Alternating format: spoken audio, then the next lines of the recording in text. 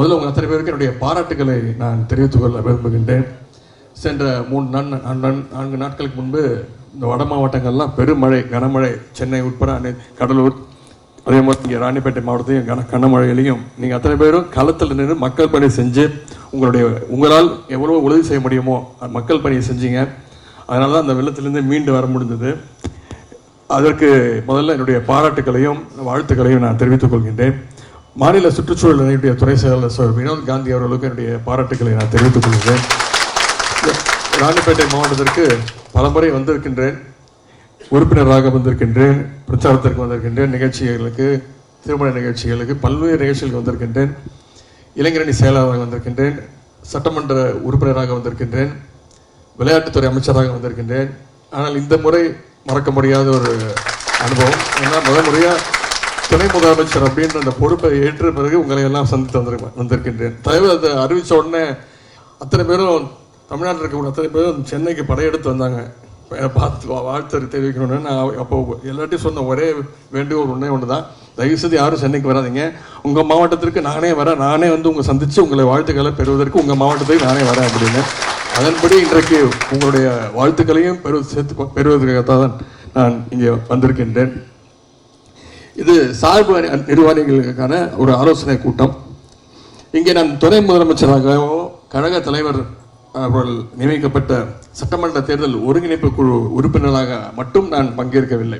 நானும் ஒரு அணியுடைய செயலாளர் என்ற இளைஞர்களுடைய செயலாளர் என்ற வகையில் பெருமையோடும் மகிழ்ச்சியோடும் உங்களை எல்லாம் சந்திக்க வந்திருக்கின்றேன். இந்தியாவிலேயே எந்த ஒரு இயக்கத்திற்கும் இல்லாத சிறப்பு நம்முடைய கழகத்துக்கு மட்டும்தான் இருக்கு. ஏன்னா நம்ம கழகத்தில் மட்டும்தான் 23 அணிகள் இருக்கு.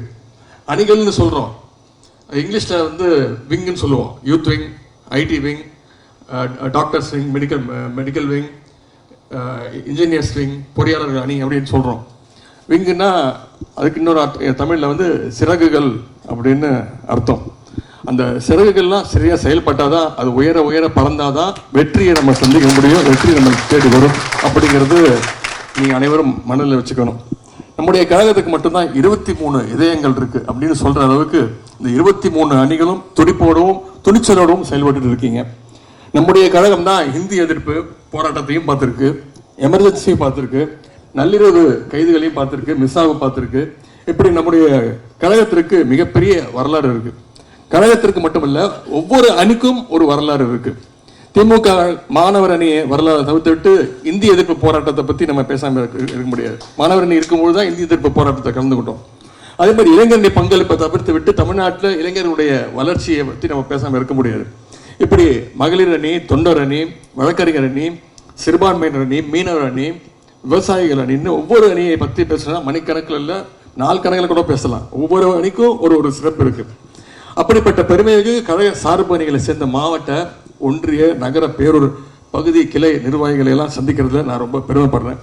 இது கட்சி கூட்டம் மாதிரி இல்லாம ஒரு குடும்ப நிகழ்ச்சி மாதிரி மிகச்சிறப்பா ஏற்பாடு செய்யப்பட்டிருக்கு, நடந்துகிட்டு இருக்கு. இன்னைக்கு ஏன் இங்க எல்லாம் ஒன்னா கூடி இருக்கிறோம்? நம்முடைய முதலமைச்சர் அவர்கள் தலைமையில நாம சந்திச்ச தலைவர் பொறுப்பேற்று அத்தனை தேர்தலையும் தமிழ்நாட்டு மக்கள் நமக்கு வெற்றியை மட்டுமே கொடுத்துக்கிட்டு இருக்கிறாங்க. அது குறிப்பா கடந்த மக்களவை தேர்தலில் 40க்கு 40 இடங்களையும் நாம ஜெயிச்சோம். இந்தியாவில் எந்த மாநிலத்துக்கு இல்லாத மாதிரி ஜெயிச்சோம். இந்த அரக்கோணம் தொகுதியில் போட்டிட்ட மக்களவை தொகுதியில் போட்டுட்ட ஜெயத்ரட்சன் அவர்களை கிட்டத்தட்ட 3.5 லட்சம் வாக்கு வித்தியாசத்தில் நீங்க தான் ஜெயிக்க வச்சீங்க. அந்த வெற்றிக்கு நீங்க அத்தனை பேரும் உறுதுணையாக இருக்கீங்க. உங்களுடைய உழைப்பு அதற்கு மிகவே முக்கியமான காரணம். அடுத்து பாயிண்ட்டுக்கு வரோம். அடுத்து 2026 சட்டமன்ற தேர்தலில் நம்ம நோக்கி இருக்கின்றோம். இன்னும் ஒரு 1.5 வருஷம் தான் இருக்கு. மிக மிக முக்கியமான தேர்தல் வர இருக்கக்கூடிய சட்டமன்ற தேர்தல் என்பது நான் சொல்லி உங்களுக்கு தெரிய வேண்டிய அவசியம் இல்லை, உங்களுக்கே அது புரியும். இந்த தேர்தலுக்கு நாம் இப்போது இருந்தே தயாராகும் அப்படின்னு தான் இந்த மாதிரி தொடர்ந்து சார்பணிகளுடைய கூட்டங்களை எந்த மாவட்டத்துக்கு சென்றாலும் நடத்திட்டு இருக்கிறோம். ஏற்கனவே விழுப்புரம் தெற்கு, தூத்துக்குடி, கடலூர், வடக்கு மாவட்டங்கள் நடந்த கூட்டங்கள்லாம் கலந்துக்கிட்டு இன்னைக்கு ராணிப்பேட்டை மாவட்டத்திற்கு உங்களை எல்லாம் சந்திக்க வந்திருக்கின்றேன். ஒரு போருக்கு போகணும்னா சாரையா மொத்தமா போறதை விட தனித்தனியா அணியா பிளான் பண்ணி போரை சந்திச்சோம்னா கண்டிப்பா வெற்றி நிச்சயம், அது உங்களுக்கு தெரியும். அதனாலதான் இந்த அணிகள் மிக மிக முக்கியம். அதனால வரவிருக்கின்ற தேர்தலில் நாமளும் திட்டம் போட்டு அணியாக போய் தேர்தலில் ஜனநாயக போரில் அந்த எதிரிகளுக்கு எதிராக சண்டை போடணும் தான் இந்த கூட்டத்தை நம்முடைய முதலமைச்சர்கள் நடத்த சொல்லியிருக்கிறாங்க. 2026 சட்டமன்ற தேர்தலில் கழகம் பெறப்போற வெற்றியில் சார்பு அணியுடைய பங்களிப்பு மிக மிக முக்கியமாக இருக்கணும். அதற்கு நீங்கள் பொறுப்பெடுத்துக்கணும். சார்பு அணி தானே, மாவட்ட கழகம் எல்லாத்தையும் பார்த்துக்கிறோம் அப்படின்று நம்ம இருந்துடக்கூடாது, நீங்கள் ஒதுக்கிட கூடாது. சார்பு அணிகள்னா அது சாதனை அணிகள். மாவட்ட கழகம் உங்களை சார்ந்து இருக்கின்ற அணி அப்படின்றத நீங்கள் நிரூபிக்கணும். அதன்படி நீங்கள் செயல்படணும் நான் கேட்டுக்கொள்கின்றேன். சார்பணியிலேருந்து தான் எனக்கு கழகத்தில் பல முக்கிய தலைவர்கள் உருவாகியிருக்காங்க. உங்களுக்கு தெரியும், மாணவர்களிலிருந்து வந்தவர் தான் இன்னைக்கு கழகத்துடைய பொதுச் செயலாளர். இளைஞரணின்னு வந்தவர் தான் இன்றைக்கு கழகத்துடைய தலைவர், தமிழ்நாட்டுடைய முதலமைச்சர். இப்படி பல அமைச்சர்கள், பல மாவட்ட கழக செயலாளர், பல அமைச்சர்கள், துணை முதலமைச்சர் சொல்ற மனசை ஏற்றிக்கிறதே இல்லை. பல அமைச்சர்கள், மாவட்ட கழக செயலாளர்கள், சட்டமன்ற உறுப்பினர்கள், இப்படி பல்வேறு பொறுப்புகளில் சார்பணியிலிருந்து சிறப்பாக செயல்பட்டு முன்னுக்கு வந்திருக்காங்க. ஆகவே சார்பணிங்கிறது கழகத்தில் பணியாற்றுவதற்கான ஒரு பிராக்டிஸ் கிரவுண்ட், பயிற்சி களம் அப்படிங்கிறது நீங்கள் நினச்சிக்கணும். உங்கள் ஒவ்வொருத்தருடைய உழைப்பையும் தலைவர் அவர்கள் கண்காணிச்சுட்டு தான் இருக்காங்க, வாட்ச் பண்ணிகிட்டே இருக்காங்க. உங்களுடைய உழைப்புக்கேற்ற வெகுமதியை தலைவர், அந்த உழைப்புக்கேற்ற அந்த பரிசை நிச்சயம் அந்த சரியான நேரத்தில் தலைவர் அவர்கள் நிச்சயம் உங்களுக்கு வழங்குவாங்க. எனவே நீங்கள் உங்கள் பணிகளை எப்பொழுதும் தொய்வு இல்லாமல் தொடர்ந்து செஞ்சுக்கிட்டே இருக்குன்னு நான் கேட்டுக்கொள்கின்றேன். நீங்கள் ஒவ்வொருத்தரும் யாராவது வந்து சில இருக்கலாம், கவலை இருக்கலாம், நம்மளை மதிக்க மாட்டேங்கிறாங்க, மாவட்ட மதிக்க மாட்டேங்கிறாங்க, தலைமையிலேருந்து மதிக்க மாட்டேங்கிறாங்க அப்படிலாம் நினச்சிக்காதீங்க. உங்ககிட்ட உங்கள் பொறுப்பில் ஒரு 100 ஓட்டு 100 வாக்காளர்கள் உங்கள் கையில் இருந்தாங்கன்னா, நீங்கள் சொல்கிறதா கேட்க போகிறாங்கன்னா, ஆட்டோமேட்டிக்காக உங்களை யாராலையும் தவிர்க்கவே முடியாது. அதை நீங்கள் உருவாக்கி கொள்ளணும். ஒரு 200 ஓட்டு 100 ஓட்டு உங்கள் கையில், நீ தான் பொறுப்பு அப்படின்னு நீங்கள் பணியாற்றணும். அப்படி ஒருத்தர் பின்னால் ஒரு 200-300 ஓட்டு இருக்குன்னா நீங்கள் தவிர்க்க முடியாத நபரை மாறிடுவீங்க. அதே போல் மாவட்ட கழகத்தோடு கலந்து பேசி உங்களுடைய பகுதியில், உங்களுடைய ஏரியாவில் இருக்கக்கூடிய ஒரு 4 பூத்துக்கு 5 பூத்துக்கு நான் பொறுப்பு அப்படின்னு அந்த பொறுப்பை எடுத்துக்கொண்டு நீங்கள் உங்கள் பணியை ஆற்ற வேண்டும் நான் கேட்டுக்கொள்கின்றேன். ஆகவே தேர்தல் வருது, வாக்காளர் பட்டியலை சரி பாருங்க, புதிய இளைஞர்களை கழக உறுப்பினராக வந்து சேருங்க.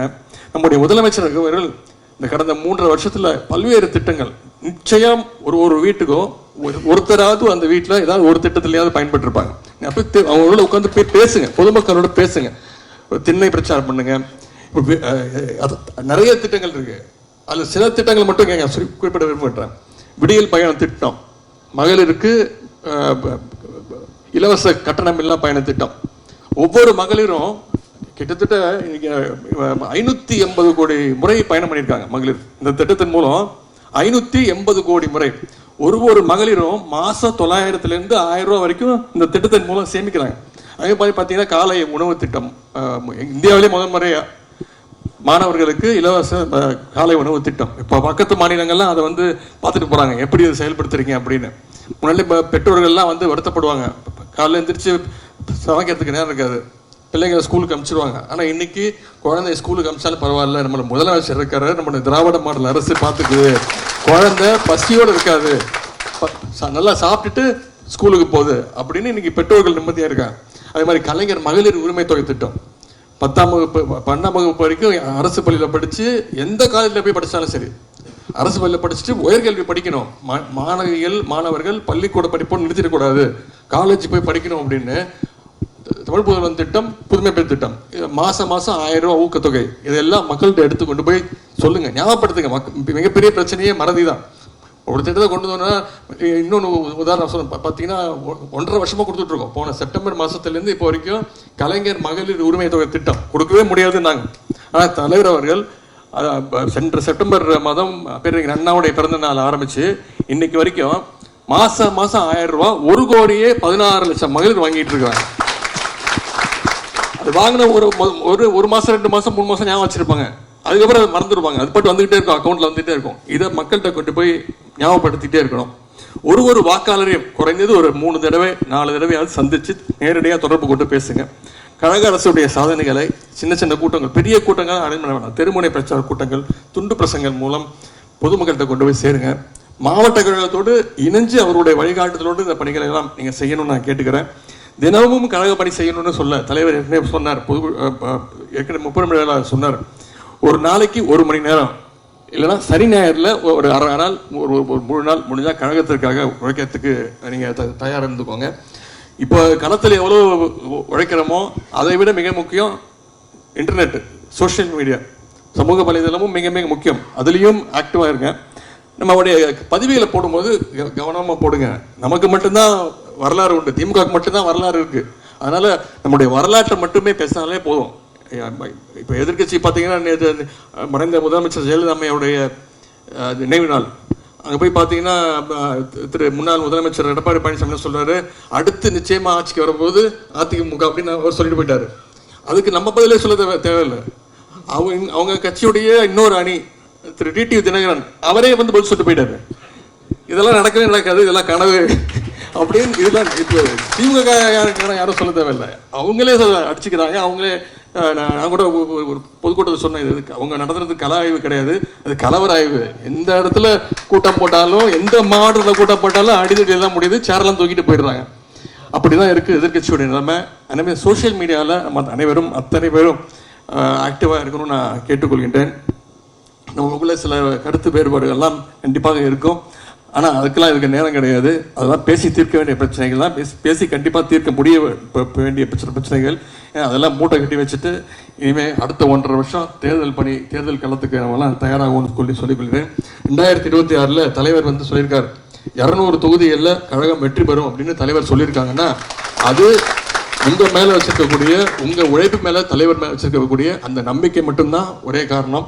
நான் தலைவர்கிட்ட சொல்லியிருக்கேன், 200க்கு மேலே ஜெயிக்கிறதுக்கும் வாய்ப்பு இருக்கு. நிச்சயம் நம்முடைய அரசினுடைய சாதனைகள், நம்முடைய முதலமைச்சர் இருக்கக்கூடிய அந்த நல்ல பெயர், திராவிட மாடல் ஆட்சி இருக்கக்கூடிய நல்ல பெயருக்கு நிச்சயம் நம்ம ஜெயிக்க போவது உறுதி. அந்த நான் எந்த நம்பிக்கையில் சொல்லியிருக்கேன்னா, நீங்கள் அத்தனை பேரும் நம்ம 200க்கு மேலே ஜெயிக்கணும்னா 100% நீங்களும் உழைக்கணும். அதுக்கு நீங்கள் உங்களை தயார்படுத்திக்கோங்க. இந்த வாக்குறுதியை காப்பாற்றவையில் நீங்கள் ஒவ்வொருத்தரும் செயல்படணும். இன்னைக்கு தேர்தல் பணியை வந்து தமிழ்நாட்டில் முதல்ல ஆரம்பிச்சிருக்கோம்னா திமுக தான் முதல்ல ஆரம்பிச்சது. எப்படி நம்ம முதல்ல ஆரம்பிச்சோமோ அதே மாதிரி தேர்தல் ரேஸ்லையும் நாம முதல்ல கண்டிப்பாக வெற்றி பெற்று முதல் இடத்துல வந்தாகணும். அதுக்கு நீங்கள் பொறுப்பு.